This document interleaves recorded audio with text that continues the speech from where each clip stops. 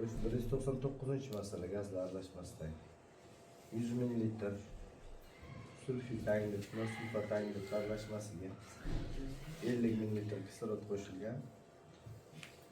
Hosil bo'lgan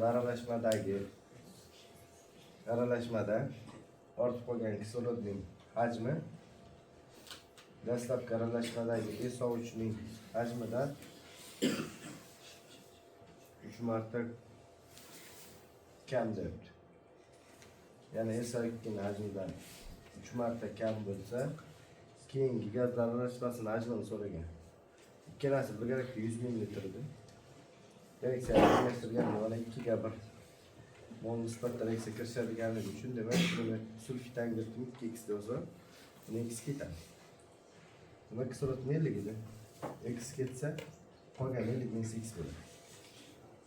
Endi ortib qolgan kislorodimiz mana 50 minus ximiz dastlabki SO2 sulfit angidlik hajmidan 3 marta kam ekan. Demak, kislorod ortib qolgan kislorodimiz hajmini 3 ga ko'paytirsak, dastlabki sulfit angidlik ya'ni 2x ga teng bo'ladi. X darajasiga 3 chiqadi.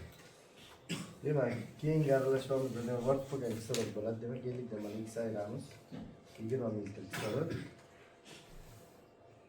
Keyin bu yerimizda sulfit angidligimiz mana 100 ml 2x edi. Bu yerda mana 3x hosil bo'lsa, demak, qo'shsak mana bu bo'ladi. Keyin aralashmamiz bilan xohlayman mana 2 molda 2 mol chiqadi. Bu qancha bo'lsa, bu yo'q o'tadi. Bular 100 edi. Ikkalasi